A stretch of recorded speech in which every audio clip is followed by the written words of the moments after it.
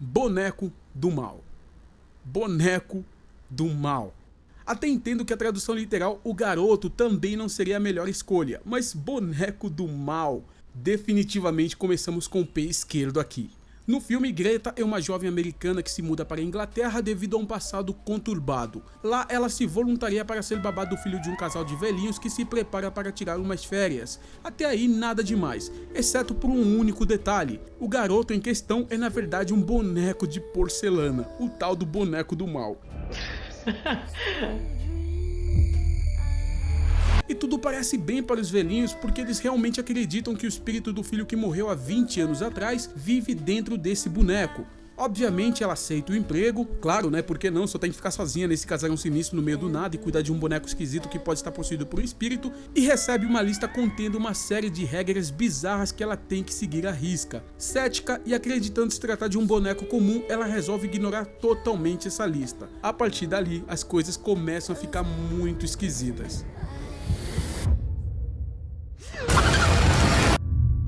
Apesar de ser um filme formulaico, sem realmente nada de novo, eu tenho que admitir que o suspense aqui funciona muito bem.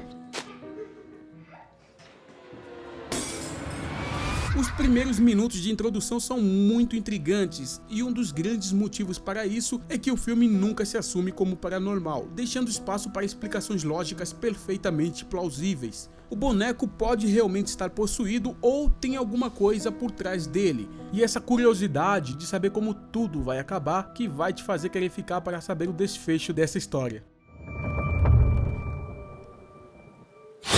Eu entrei no cinema esperando ver um filme muito barulhento. É tanto filme de terror que se apoia nos jump scares que acaba se tornando uma força do hábito. Surpreendentemente, esse filme utiliza esse recurso com uma certa moderação, ou seja, ele não fica o tempo inteiro tentando te assustar. Agora, isso não significa que os sustos são eficientes, apenas que eles não são abusivos, e isso por si só já é uma qualidade notável para um filme de terror atual. Por outro lado, Boneco do Mal não é o tipo de filme que dá medo. Mesmo sendo muito bem dirigido, tendo um suspense que cresce a cada minuto, ele é um filme até bem leve. Não tem cenas pesadas, não tem nenhum momento ou acontecimento marcante, pelo menos até o final do filme, com exceção de uma única cena lá na metade que, obviamente, eu não vou revelar. É um filme que se agarra no suspense, então felizmente ou infelizmente não vai te tirar o sono. Malcolm? Hi. I'm the grocery boy. Well, grocery man. O filme todo tem apenas 5 atores e 80% do tempo é focado na Lauren Cohan, a Meg do The Walking Dead. É uma grande responsabilidade, mas ela até que se sai muito bem. Não faz lá um trabalho extraordinário, mas entrega o que o papel precisa. O Rupert Evans faz o co-protagonista, ele é o garoto de correspondências da casa. Também é um tanto desconhecido, a última vez que lembro de ter visto ele foi em 2004 em Hellboy, mas ele é talentoso e tem muito carisma. Os outros dois atores são os donos da casa, os Hellshire. Eu não tenho muito o que falar sobre eles porque ambos aparecem muito pouco no filme. Mas em suma, os personagens são bons, os atores são carismáticos e isso é o que importa. Agora, o roteiro é o que o filme tem de pior, especialmente a partir da segunda metade. Ele perde muito tempo batendo na mesma tecla, no caso, esse mistério do que está por trás do boneco. E eu não me refiro ao fato da protagonista aceitar ficar na casa mesmo depois de ter vivenciado tantas bizarrices. Isso é péssimo, mas sabemos que é um clichê que está presente em todo filme de terror. Os personagens simplesmente nunca se comportam como pessoas reais. Mas aqui a coisa extrapola um pouco. Em dado momento, a protagonista começa a agir de uma forma estranha. Ela cria uma certa empatia com o boneco, uma espécie de síndrome de Estocolmo.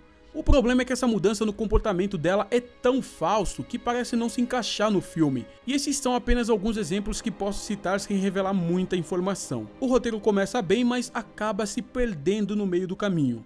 You know, they say he killed that little girl.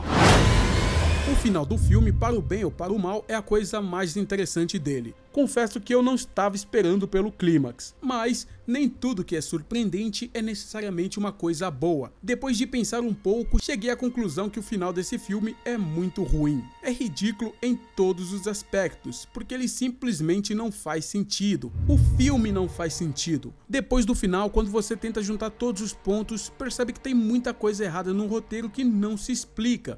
como que aquilo aconteceu se na verdade era isso? Ou como que ele fez aquilo se ele... Ai, quanto mais eu penso, mais eu detesto esse final. Se você achava que antes dele o filme era razoavelmente bom, depois dele você vai desejar nunca ter perdido seu tempo. Pois é, a busca por um bom filme de terror continua.